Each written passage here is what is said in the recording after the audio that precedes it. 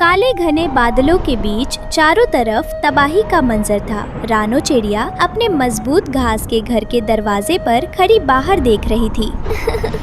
बर्बाद हो गई मैं, सब कुछ खत्म हो गया। मेरा वो लाखों का आलीशान महल, मेरी वो कीमती साड़ियाँ और गहने सब मिट्टी में मिल गए।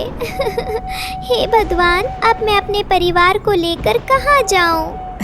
रानो बहन, हम बहुत पापी हैं। हमने तुम्हारी गरीबी का, तुम्हारे इस घास के घर का मजाक उड़ाया था। आज हमारा वो घमंडी शीशे का घर ताश के पत्तों की तरह बिखर गया। हमें माफ के दो रानो, हमें बचा लो।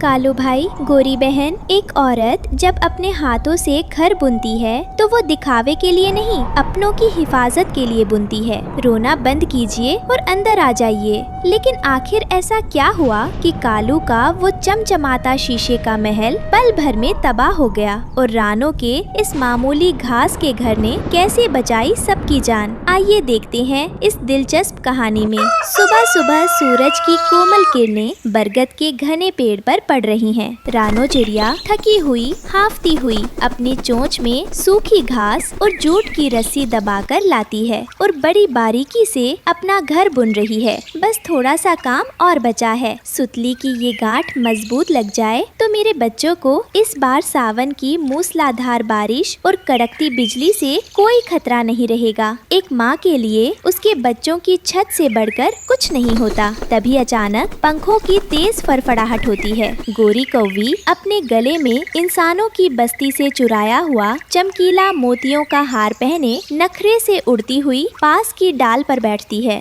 अरे वाह रानो बहन, वाह, क्या महल खड़ा किया है। सूखी घास, फटे हुए जूट के धागे और ये सड़ा हुआ तिनका। सच में तुम्हारी किस्मत की तरह तुम्हारा ये घर भी एकदम बिखरा हुआ और उजड़ा हुआ दिख रहा है। गोरी बहन, घर चाहे तिनकों का हो या मिट्टी का, वो अपनी मेहनत और ईमानदारी से बनता है। कम से कम मेरे इस छोटे से घोंसले में सुकून की नींद तो आती है और मेरे बच्चे सुरक्षित रहते हैं। सुकून? अजी छोड़ो, इस फटेहाल झोपड़े को देखकर तो पूरे जंगल की सहेलियां हंसती हैं। मेरे कालू जी को देखो, आज इंसानों के शहर से ऐसी चीज ला रहे हैं कि तुम जैसी गरीब चिड़िया बस देखती रह जाओगी। इस टूटे पेड़ पर रहना अब हमारी शान के खिलाफ है। नदी के शांत किनारे पर कालू कौवा हवा में कलाबाजियां खाते हुए आता है। उसके पीछे दो बड़े डाकू चील अपनी चोंच में इंसानों के बंगले से निकाला गया एक बड़ा पारदर्शी शीशे का भारी बॉक्स उठाकर ला रहे हैं। हाँ, आराम से, धीरे से रखो। अगर मेरे इस आलीशान शीशे के महल पर एक भी खरोच आई तो तुम दोनों को मजदूरी का एक भी अमरूद नहीं मिलेगा। ओहो मेरे कालू जी, ये तो साक्षात हीरा है। कितना चमकीला, कितना साफ सुथरा। इसके आर पार तो नदी का पानी और पूरा आसमान ऐसे दिख रहा है जैसे कोई सपना हो। देखा गोरी, इसे कहते हैं मॉडर्न जमाने का ग्लास विला। अब उस रानो चिड़िया के सड़े हुए घास के घर के सामने हमारा कोई मुकाबला ही नहीं है। चलो पूरे जंगल की महिलाओं को बुलाओ, आज ही गृह प्रवेश की किटी पार्टी होगी। घने बगीचे के रास्ते से हरियाली तोती, बबली कबूतरी और बाकी महिला पक्षी उड़ती हुई आ रही हैं। गोरी कौवी सबसे आगे मटकती हुई चल रही है, जबकि रानो चिड़िया सबसे पीछे शांत भाव से आ रही है। अरे बबली बहन, तुमने सुना? गोरी कौवी ने कोई शीशे का घर बनाया है, इंसानों जैसा बंगला।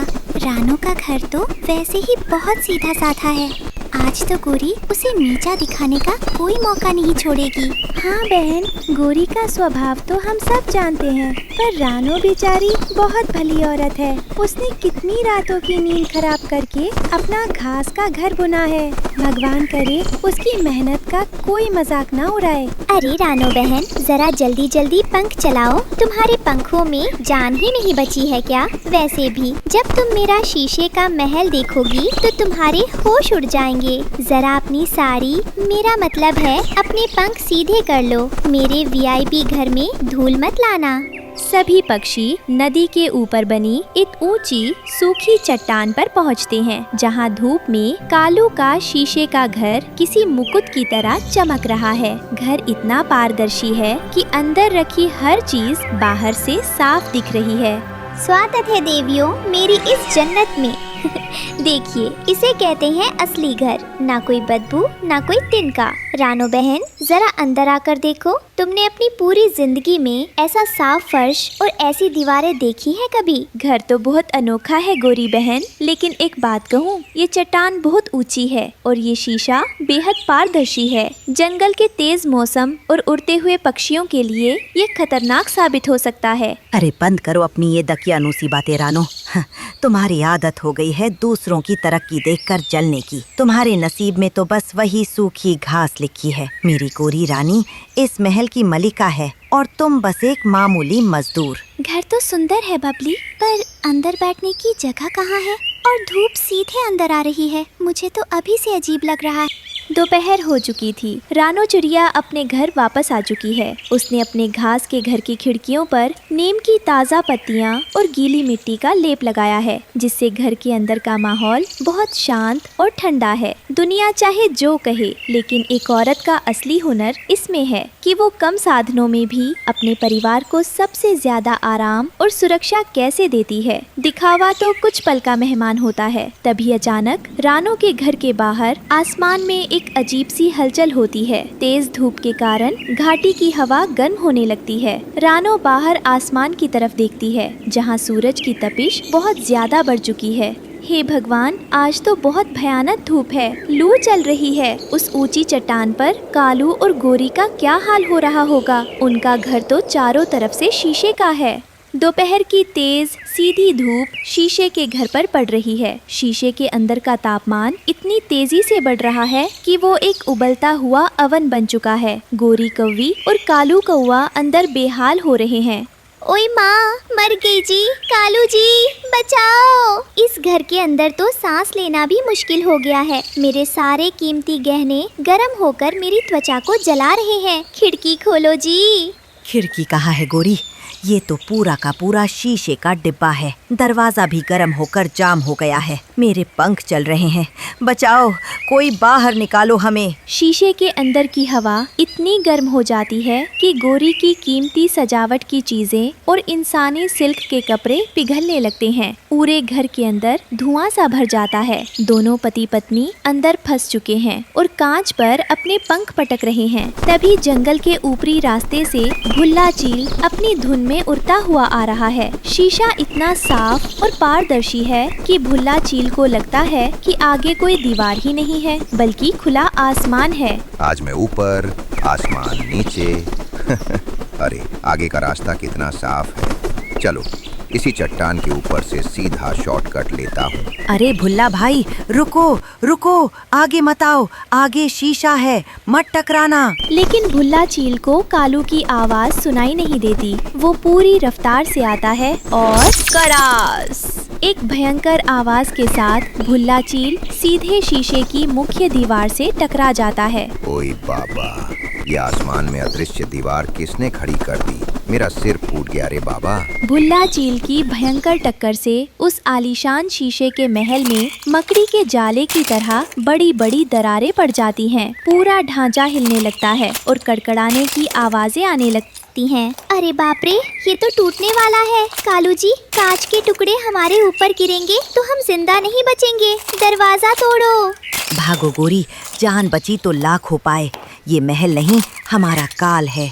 जैसे ही कालू और गोरी बाहर कूदते हैं, पूरा का पूरा शीशे का घर ताश के पत्तों की तरह चकनाचूर होकर नदी में गिर जाता है। गोरी के सारे गहने, उसका घमंड और कालू की लग्जरी पानी में बह जाती है। दोनों के शरीर पर कांच की मामूली खरोंचे आई हैं और वे पूरी तरह बेघर हो चुके हैं। बेघर और बदहाल कालू और गोरी रास्ते में रोते हुए उड़ रहे हैं। तभी उन्हें लालू तोता अपनी गुफा के बाहर आराम फरमाता हुआ दिखता है। दोनों तुरंत नीचे उतरते हैं। लालू भाई, बर्बाद हो गए हम। तुम्हारी उस इंसानों वाली तरकीब ने हमारा घर तोड़ दिया। हमारी जान जाते जाते बची है। अब हम कहाँ जाएं?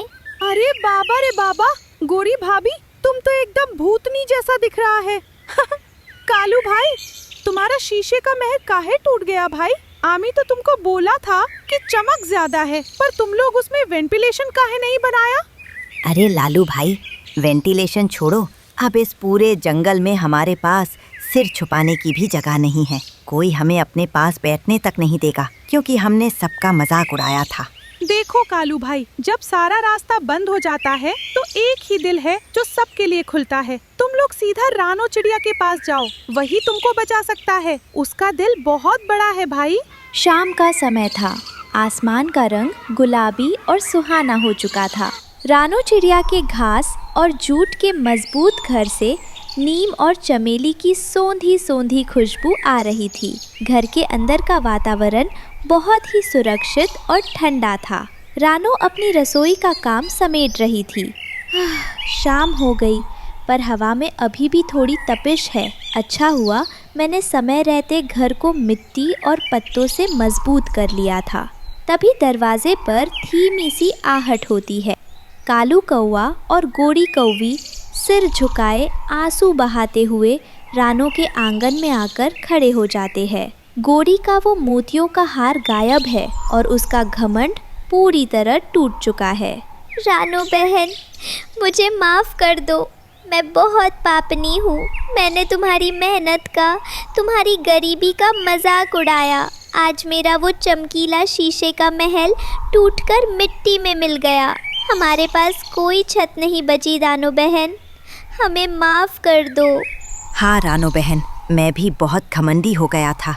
मुझे समझ आ गया कि जो घर मौसम की मार नहीं झेल सकता, वो महल किसी काम का नहीं। तुम्हारी अक्लमंदी और सुघरपन के सामने मेरा शीशा पिघल गया। हमें अपने इस ठंडे घर के कोने में थोड़ी सी जगह दे दो। गोरी बहन, कालू भाई, ऐसा मत कहिए। घर बड़ा या छोटा होने से कोई बड़ा नहीं होता। मुसीबत के समय अगर एक औरत दूसरी औरत का दर्द न समझे तो उसका गृहस्थ होना बेकार है। ये घर जितना मेरा है उतना ही आपका भी है। आइए, अंदर आइए, बहुत ठंडी हवा है यहाँ। तभी पेड़ के ऊपर से उल्लू बाबा अपनी भारी और गंभीर आवाज़ में बोलते हुए नीचे आते हैं। उनके पीछे हरियाली तोती और बबली कबूतरी भी आ जाती है। देखा कालू, देख गोरी, आज तुम दोनों को समझ आया होगा कि एक समझदार और सुघड़ औरत अपने हाथों की मेहनत से जिस घास के घर को सींचती है, उसकी मजबूती के सामने दुनिया का कोई शीशा या हीरा नहीं टिक सकता। घर दिखावे से नहीं, सुरक्षा और अपनों के प्यार से बनता है। सच कहा उल्लू बाबा। रानो हमारी असली गृह लक्ष्मी है, जिसने अपनी बेइज्जती करने वालों को भी गले से लगा लिया। रानो बहन, तुम्हारी इस अक्लमंदी और ममता को पूरे जंगल का सलाम है। आज से तुम इस जंगल की सबसे सम्मानित नारी हो। हाँ रानो बहन, कल सुबह से मैं भी तुम्हारे साथ मिलकर सूखी घास और जूट लाना शुरू करूंगी। मुझे भी तुम्हारे जैसा ही सच्चा और खुशबूदार घर बनाना सीखना है। रानो चिड़िया मुस्कुराकर गोरी को गले लगा लेती है। शाम की ठंडी हवाओं के बीच रानो का वो साधारण सा दिखने वाला घास का घर आज पूरे जंगल के लिए सम्मान, सुरक्षा और ममता का सबसे बड़ा महल बन चुका था।